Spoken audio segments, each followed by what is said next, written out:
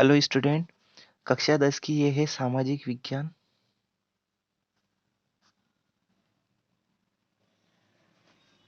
सामाजिक विज्ञान के 2 चैप्टर हमने पहले अपलोड कर दिए हैं और इससे पहले पहले वाली बुक भी हमने अपलोड कर दी। वो नहीं देखी है तो जाकर देख लीजिए।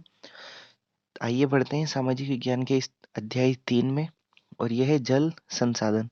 इससे पहले वाले 2 अपलोड हो चुके हैं। आइए आगे बढ़ते हैं।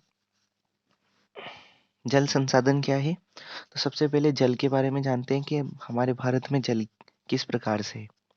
पृथ्वी पर उपलब्ध कुल जल का 97.5% समुद्र में और सागरों में पाया जाता है। समुद्र और महासागर जो होते हैं उनमें पाया जाता है। आगे देखते हैं। पूरे जल का लगभग 2.5% ताजे पानी के रूप में उपलब्ध है। मतलब हम केवल इतने से ही जल का प्रयोग करते हैं पीने के लिए। कुल ताजे पानी का 70% भाग आइसबर्ग और ग्लेशियर के रूप में जमा है, यानी कि बर्फ के रूप में जमा है। 30% से कम ताजे पानी का भूमिगत जल स्रोत है। भूमिगत जल स्रोत कितना है? 30%। 30% से कम ताजे पानी का भूमिगत स्रोत है। पूरे विश्व की कुल वर्षा का 4% हिस्सा भारत में ही होती है। 4% वर्षा पूरे विश्व की कहाँ होती है? भारत में।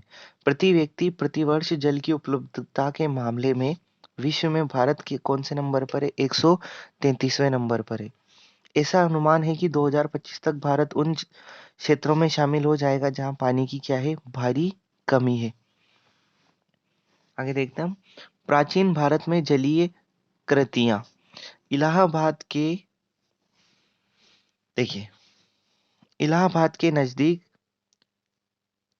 श्रीगवीरा में गंगा नदी की बाढ़ के जल को सुरक्षित करने के लिए जल संग्रहण तंत्र। ये तो है पहला। कहाँ पे है? इलाहाबाद के नजदीक श्रीगवीरा में गंगा नदी का जो बाढ़ का जो जल है उसको सुरक्षित करने के लिए जल संग्रहण तंत्र स्थापित किया गया है। दूसरा, चंद्रगुप्त मौर्य के समय बांध, झील तथा सिंचाई तंत्रों का निर्माण किया गया। कलिंग, नागार्जुन, कोड़ा, बेन्नूर और कोल्हापुर में सिंचाई तंत्र। ये जगहों के नाम है।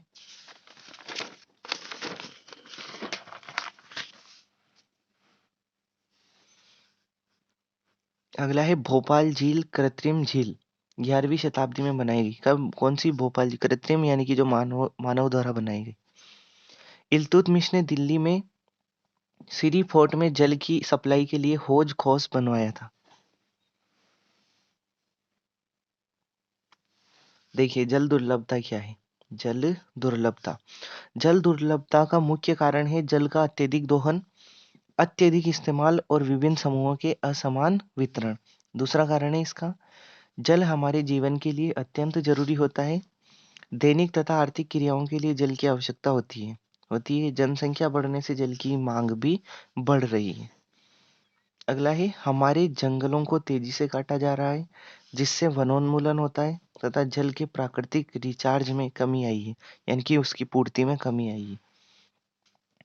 कई स्थानों पर रासायनिक उर्वरक की कीटनाशकों के प्रयोगों से भूमिगत जल प्रदूषित हो रहा है।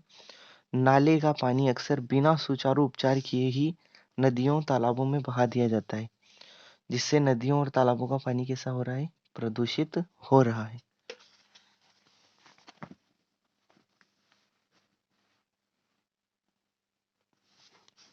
अब देखते हैं जल संसाधन प्रबंधन। भारत में जल संसाधन के समुचित प्रबंधन के लिए तरह तरह की संरचनाएं बनाई जाती हैं जो मौर्य साम्राज्य से पहले ही बनने लगी थी। आगे देखते हैं दूसरा, आधुनिक भारत में अनेक बहुउद्देशीय बांध परियोजनाएं बनी हैं। ये पानी के बहाव को कम करती है। इन बांधों से नहरें निकालकर दूर दराज के क्षेत्रों में क्या की जाती है? सिंचाई। लेकिन बांधों के निर्माण से जमीन के जलमग्न होने के कारण पर्यावरण पर भीषण समस्या पैदा हो सकती है। देखो, बांध में बहुत ज्यादा पानी भराता है उस वजह से। देखते हैं बांध। बहते जल को रोकने, दिशा देने, बहाव कम करने के लिए खड़ी की गई बाधा जो आमतौर पर जलाशय, झील अथवा जल भरण बनाती है क्या कहलाता है? बांध कहलाता है। बांधों का वर्गीकरण उनकी संरचना, उद्देश्य और ऊंचाई के अनुसार होता है। संरचना के आधार पर बांध: लकड़ी के बांध, तटबंध बांध और पक्का बांध। अगला है ऊंचाई के आधार पर बांध, बड़े बांध, छोटे बांध और मध्यम बांध।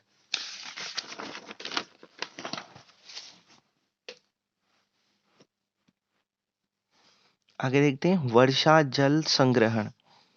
वर्षा का अधिकांश जल जमीन में प्रवेश नहीं कर पाता और बेकार बह जाता है। इसे वर्षा जल संग्रहण के द्वारा रोका जा सकता है, यानी कि भूमि के अंदर उतार कर इसको भूमिगत जल को बढ़ाया जा सकता है। इस संग्रहण से जमा हुए जल को भविष्य में इस्तेमाल किया जा सकता है। राजस्थान में टांका बनाने की पुरानी परंपरा बनी है। यह एक भूमिगत टंकी होती है। इस जल को गर्मी के दिनों में इस्तेमाल किया जाता है।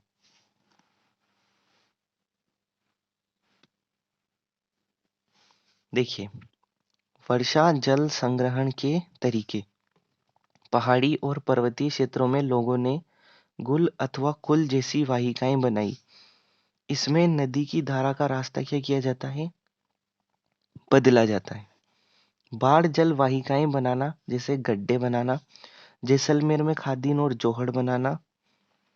अगला है टांका या भूमिगत टैंक। पानी संग्रहित करने के लिए बीकानेर, फलोदी और बाड़मेर में बनाए जाते हैं। देखिए टांका क्या है। टांके का आकार जो होता है वो कैसा होता है? कमरे के समान। छत का पानी पीने के लिए संग्रहित किया जाता है। वर्षा जल को एकत्रित करते हैं और जो वर्षा का जो जल है जिसे एकत्रित करते हैं उसे बोला जाता है पालर पानी कहते हैं। टांकों के साथ भूमिगत कमरे गर्मी से राहत देते हैं। गंडायुर गांव में यह प्रणाली बहुत ज्यादा प्रचलित है। तो ये चैप्टर नंबर जो 3 था ये कंप्लीट हो चुका है। हमने इससे पहले वाली बुक नंबर फर्स्ट अपलोड कर दी। ये हमारी बुक नंबर सेकंड। इसके 2 चैप्टर पहले ही अपलोड कर दिए थे, वो नहीं देखे हैं तो जाकर देख लीजिए। और ये कौन सा है? तीसरा वाला। ये छोटा चैप्टर है।